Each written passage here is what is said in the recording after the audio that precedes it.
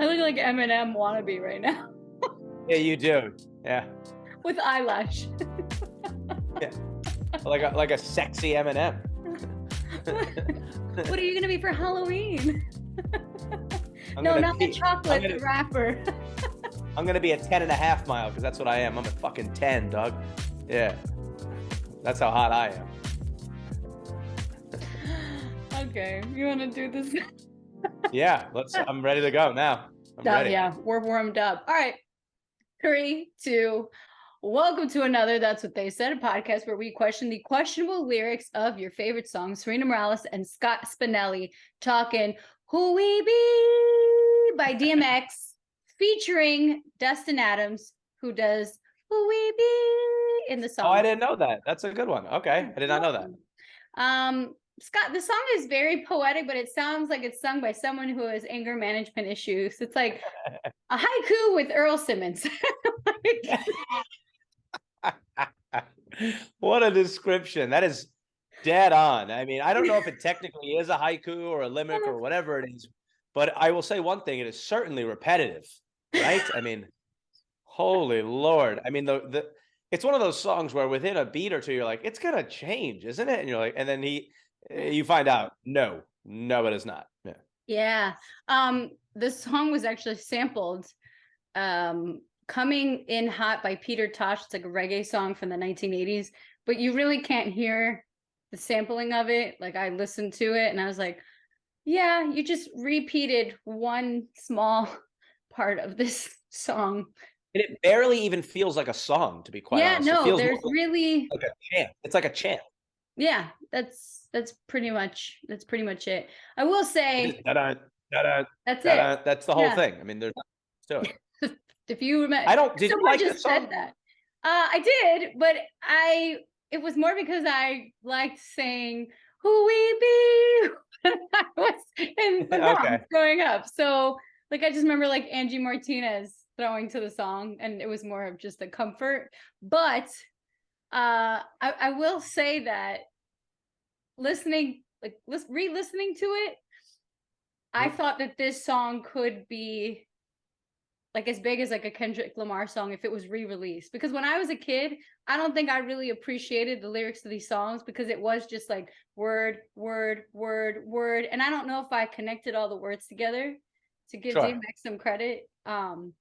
Because Yes. basically the Agree. whole Yeah. song is calling out all the people who like judge the people from the hood, people of color, without knowing them or what they've been through, all of that. And he's basically calling these people out. They don't know who we be. It's like the problem and the consequence put together lyrically. But For sure. I mean, I think because of how simplistic it is, yeah, it almost hides the fact that how complicated the rhyming is, right? So I give him credit for that. However, just from an auditory experience, it's just so repetitive it is a little that harsh on it the ear. it's just a little boring. Like there's just even like yeah, every song is, I don't know the terms for these, but it's, bump, bump, bump, bump, and then it repeats, and then it goes to the Yeah, yeah, chorus, yeah. and then there's another bridge and whatever. But usually there's something that like some sort of dynamic element to it, even in DMX songs where he'll flip up the flow. Like one of I think it was the first episode we ever did was What They Want, What and they there was want. parts of that song, What They Want, air quotes. We don't know who they is. Still an ongoing investigation into who they is. The three Um, Kims. yeah, well, maybe again, we brought this up a number of times. Maybe that song was about him and gender pronouns. You know what I mean? That was what that was. They being It was whatever you ahead want of the to identify. time. It was Yeah, ahead of the time. doesn't You matter know, how the three Kims this identify. is like our third Um, DMX song. Poor guy. oh yeah, I mean, he doesn't have enough. He didn't have enough on his plate. But yeah, I guess the thing is that like at least even in that song there was and this is what made him great, right? Like he was rapping one way and then he would rap another way and then he did the list Yeah, but yeah. this is just the same cadence for 4.5 minutes. You're right. It's a You're little right. It, repetitive. yeah. I mean, if this song had the beat of like a Jay-Z song or like an Eminem song or any other like more poppy, and that was always not the issue with DMX, but like where he was always on the fringe. He never really broke, I would say, to like a Jay-Z level or like a Fat Joe. Like Fat Joe you'd put him as the same with like DMX, except they had better producers that would sit more to the ear of the See, my people. problem with this song is that it's too gimmicky. So like think about Kanye West, Two Ah, Words. Remember that song? yeah, yeah, He did yeah. it with Freeway and Mos Def. And Mhm. at the very least, you have the grittiness of Freeway and the smoothness Yeah, of Mos Def, and it still is a this gimmick is, about you're right. bump, bump, bump, bump. It's the same thing of like Two Words, Freeway, Mos Right. Def, like But that whole thing. the song But was it's produced to the ear. had a better sound, and also at the very least, two different rappers on it, so you didn't get used to just one guy sounding the same as the other guy. They and obviously it was done intentionally.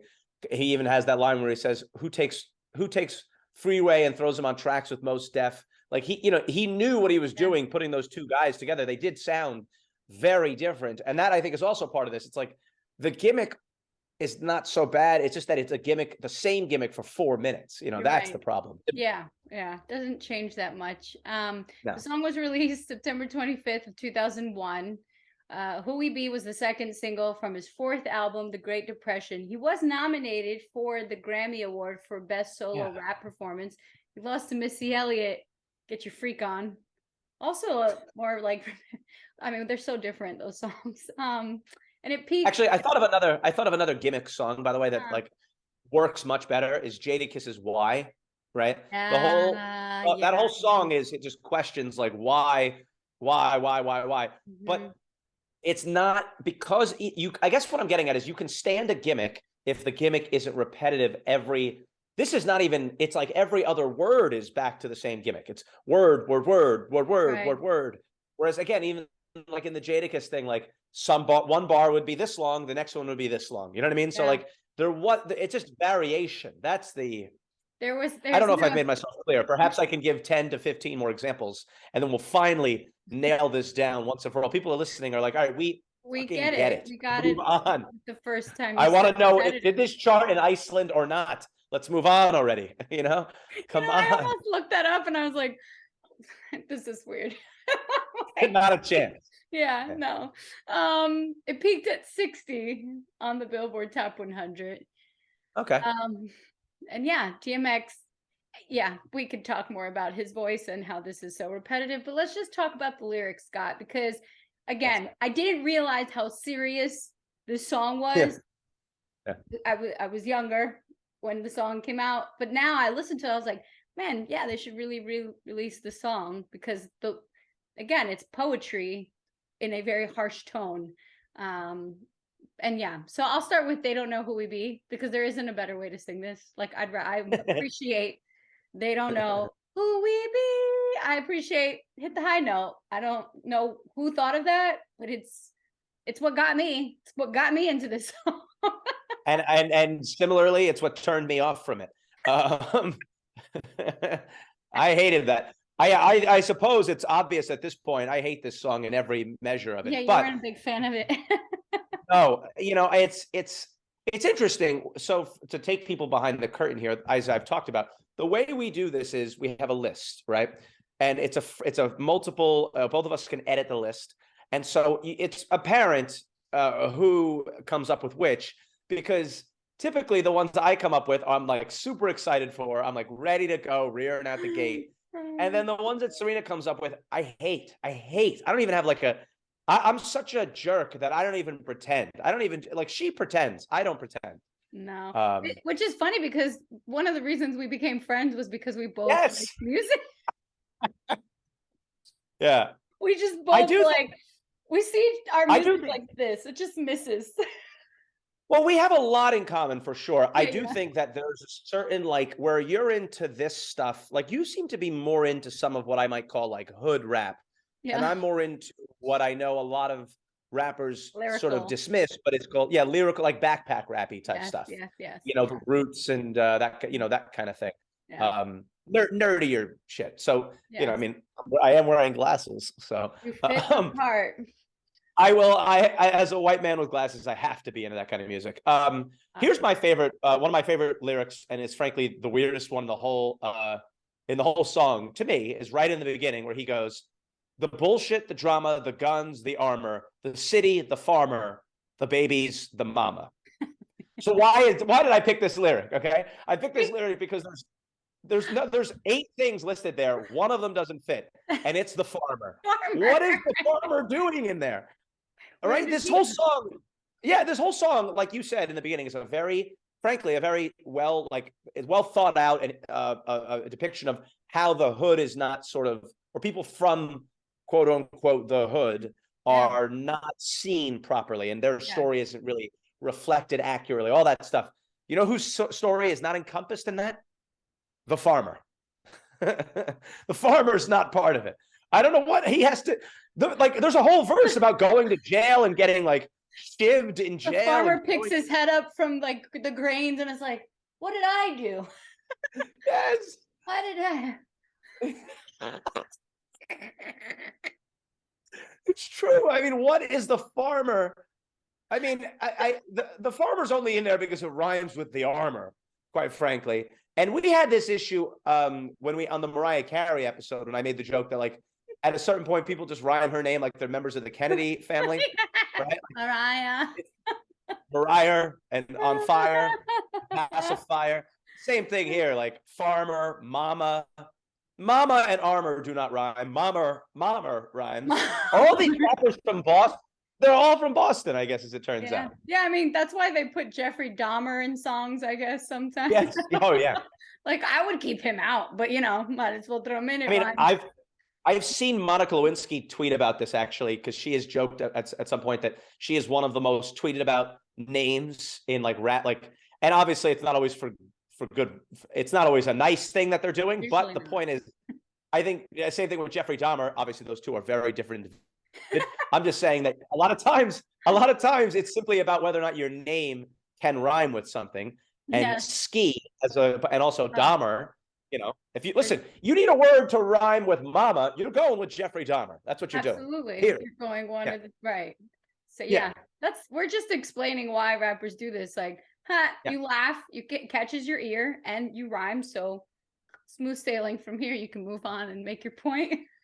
One final point about the rhyming thing is that I did hear a very interesting Eminem a while back did an interview with Anderson Cooper, and in the interview he was talking about how Anderson Cooper said something. Are there ever words that you can't rhyme? You just can't think of a rhyme. And Eminem specifically said, like, I hate how people say that there's no word you can't rhyme. You can always rhyme every word. And he said people say you can't rhyme the word orange, right? And he gives the example of what that is, and I'll like snip that clip and I'll play it right here. So he's saying to Anderson Cooper that you actually can rhyme words with orange, and it's actually pretty interesting. But anyway, so the song loosens up.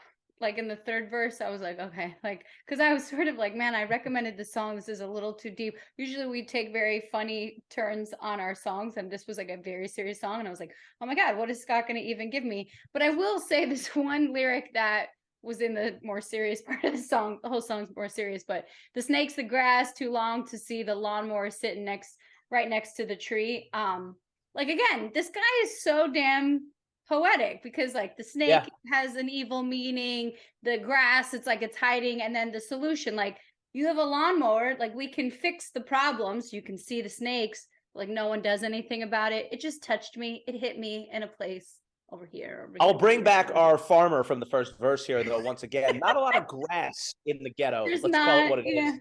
Usually stuff with dog poop when you walk in the frankly park. The grass and the farmer metaphors for me were lost a little bit because he didn't grow up. I know he's from Yonkers, and there are parts of Yonkers that have grass. I do not think that is where he grew up. But actually, that brings me to another lyric from this song where he says, Yonkers, the Bronx, Brooklyn, Harlem. Yes. Like, if I'm from New York, I'd be like, one of those things doesn't go. Yeah, what happened to, if we're doing the boroughs here, what happened to Queens? What happened to Staten Island? Forget about Staten Island, fair enough. But how about Queens? No love for Queens? It's just like where it was hard to live. And Yonkers, he was like, I want you to know Yonkers was a tough place. Because I was like, I thought Yonkers was more nice, but maybe. Have you been to Yonkers? Oh yeah, I have family who lives in Yonkers. It Yeah, was they always live in the nice nicer part than of the Yonkers. Bronx. Yeah, I was like, it was in the nicer part. There's not. I have friends who live in Yonkers in the nice part, and I've driven through the bad parts to get to their nice part. It is amazing. It is stunning to me, for anybody who's listening to that doesn't know Yonkers well, how quickly you can go from like, holy hell, this house is like 130 years old and it's beautiful, to like, this is a dump. This is a dump of a neighborhood. It's like Instantly. Syracuse. It reminds me of Syracuse. Yes. I was Yes. like, Good call. and all of a sudden you're like, oh, I'm on the university with a bunch of rich people. And then you leave and you're like, okay, I need to go right now. Like back. Immediately. Yeah. I need And to everyone always made it like it was on the other side of 81 there, but it wasn't No, just that. It was right like there. also, I Euclid, if you remember, went too far past yeah. the other way. Ooh, sketch. There was some story I remember where a guy, that one of the guys I was friends with at the radio station, either he was near it or like the place he got his haircut, there were like gunshots, like right, like somebody was like, there was like a little bit of a shooting or something. I don't remember the exact story. This is a good story. I realize as I'm telling it. The point though is that it wasn't as far from campus as they made you think it was. Yeah. That's all. Nah, the town, Anyway, if you will, man, it was Syracuse. Anyway, Yonkers. So I will say when at the end he goes da da. What we heard was da da da da da da da. It's actually dead end, dead end, dead end, dead end. I mean, for years I thought he was just singing poorly. Okay, so first of all, I don't know which is worse. Second of all, Dead end makes sense. It's like a but dead why did you end. have to hold on? You don't have to explain it to me. I'm not stupid. You're wearing glasses. I think I do. I get it. What I mean is, did he have to? This is my point with this whole stuff. Oh, hello. Honestly, this is one of those things where I truly, this is like my point about the whole song. Did he have to do it 12 times? Dead end times 10. Just dead end. A couple of dead ends. I didn't. I thought that it didn't work anyway. And it didn't work anyway. I know. The other lyric I liked was my trials and tribulations, my heart, my balls, my mother, my father. I love him. I hate him. One, I like that he shout out to his balls. Appreciate. Yeah. Shout out to your balls, man. Followed by my mother, my father. Like he speaks the truth. Maybe it's a little too close. I just imagine his parents who maybe like heard that part and they're like, Earl, WTF, my man. Hey, why you gotta go there? It's, I think the other issue I have is, the other funny part is right after that, they said, wish God I didn't have him, but I'm glad that he made him. Is he talking about his balls or is he talking about his mother or father? Is it the latter? We're not sure. We'll never know. No, we won't. And unfortunately, he has passed on, so we'll never get to ask him as a featured guest on That's What They Said. Then Earl Simmons. Is it the balls or is it parents? We're going to use, what is that thing? We're going to use AI, the chat GPT to have him on. GPT. What did? We should try that. What did he mean? Was it his balls or his parents? Let me tell you something. If I could do that to get myself out of having to do this podcast with you, it would just be an automated version of me every so often saying rude things. Yes. That would be it. Insert. Nobody. I hate you. I love you. I'm not dumb. I heard you. By the way, see that you're doing it in the cadence of the song. You can't help yourself once you've listened to it. That's the other thing. You start talking like him. I'll take the salt, the pepper. You know, the pepper, the onion. I know. I'm hungry. Let's eat. Talk like the lunch, the dinner, the breakfast, the sleep, the wake up, the coffee. That would be a fun thing if I had any lyrical ability to write like the suburban version of this, like yes. You know what I mean? The wake up, the coffee, the $80,000 a year job. Yeah. Francine, the secretary. You know, I love her. I hate her. I just like.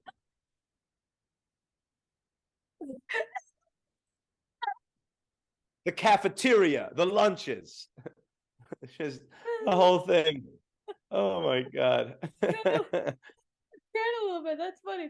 Oh God. The last lyric I had to note was the roaches, the rats, the strays, the cats. I just appreciate him mentioning these things because I am so scared of roaches and rats due to childhood trauma growing up in New York City. The bodega cats were fine, not something very sanitary, but I accepted it because it meant no rats. Um, Yes. because for those who aren't familiar with New York City, I will say that rats are massive. They are bigger than dogs, cats. They're large and in charge. And Oh yeah. quick story that my mom's gonna hate that I told this story, but she used to teach at a Bronx high school. She was Okay. on 167th waiting for the D train on her way home, and she was standing on the platform, and she had stockings on. I don't know if that helps at all, but all of a sudden she's standing there by herself, Oh and a God. rat like climbed up on her leg, like a New York City rat. Yes. So yeah, I know. Climbs up on I'm her. gonna She looks throw down up. and she's like screams. So any woman screaming on a subway platform, then people are gonna go, "What happened? Are you okay?" Like something. And she was like, "A rat just climbed on me," and they were like, "Oh my god! Like, are you like?" It was almost as bad as someone mugged her or like tried to hurt her. And so she gets home, and I will never get this out of my head. I remember she gets home and she's running to the bathroom to like shower. She's like, "Oh my God." I'm like, what happened? What? She's like, "A rat climbed in my leg. I need to get in the shower." Like she just ran to the shower. And I was like, oh, I mean, I Oh. would never. So ever since she told me that story, I have been traumatized where no, not many people would even notice this, but I don't stand still on subway platforms. I have to move. I walk. Like I don't stand still because my dad was always like, "You're gonna get pushed into the subway if you give your back to something," which has happened more recently now. But two, if there is a bug or a Sure. rat on the subway platform, it'll be like, "Oh, she's moving still." So I would like, Yeah, that's what they think. Yeah. well, it was a They strategy. It's a scary life out there. Bugs. I have a less frightening story, more of a make fun of me story, which Yes. is that um, this was right after, let's say, summer of 21. We're eating outside again. I'm on a date with a girl. We've probably been dating for 2 or 3 months. Actually, it was the girl that I randomly ran into you in the city. Remember that? That Yeah. was wild. I was like, For the that looks people, just like Scott Spinelli. And then I was yeah, like, for I the think I for the said your people name. listening, for the people listening, basically, I was on a first date with a girl who I wound up dating for a couple of months, and then we just sort of parted ways. But on the first date, I had actually mentioned Sarina as just something. I have a friend that is on television, etc. And you at the time and still don't live in New York, and I was in a part of New York that I'm never in, and then I'm randomly walking down the street and I see you. Wild. So random. Anyway, Anyway. a couple months later, after that, we're in the city. She and I are having lunch or dinner somewhere.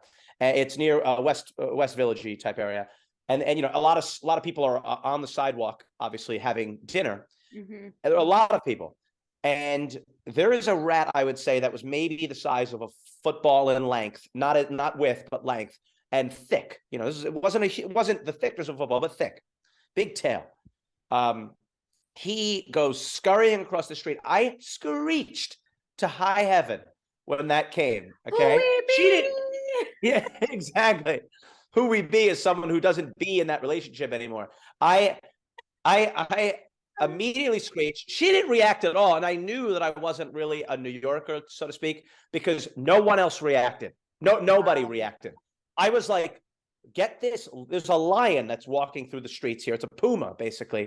Mhm. And everyone else is like, oh, have you tried the hummus? Yeah, Whatever it is that they're. And completely. so I'm not ready for this life. I'm not about it. Yeah. It's you gotta watch yourself in these streets with the rats and the Yeah. roaches. The Oh yeah. roaches are almost as big and then they fly. I'm like, this is not an advantage you want to give to a thing that looks like it, could murder you anytime, Yeah, I anywhere. have zero interest. I think it was Fran Lebowitz who said I'd rather have a live wolf in my apartment than a rat. And I echo that sentiment. Yeah, yeah, yeah. That being said, that's all the lyrics I have. I don't know if you have, like Yeah, I don't have anything else either. Yeah, I'm done. I will say that yeah, the music video was very creative, but it was also very jarring because it went with the beat to the song, which was Tough to watch. yeah, but It almost looked like a lyric video. You know how now they do lyric yes, videos? Yeah, it felt like, but the difference was is that most lyric videos nowadays they do because they don't film anything. This was him, but also with the lyrics. So yes, it seemed a little unnecessary to have him in it at that point, but that way, I mean, this was a different time. So it's a different time. That I like, you know, the kids singing, they don't know who we be. Also, it's like, you know, stick a kid in there. It'll just be a little more like it'll be fine. Yeah, it's okay. Final thoughts? I have nothing. Scott just loves the song. It's one of his favorites. He's gonna listen to it after breakfast, lunch, and dinner. He'll be listening to it. The breakfast, the lunch, the dinner. Yeah. And I'm here requesting that it be re-released. So I'm glad that we see eye to eye. That wraps another episode of That's What They Said. Sarina and Scott Spinelli. Catch us on another time.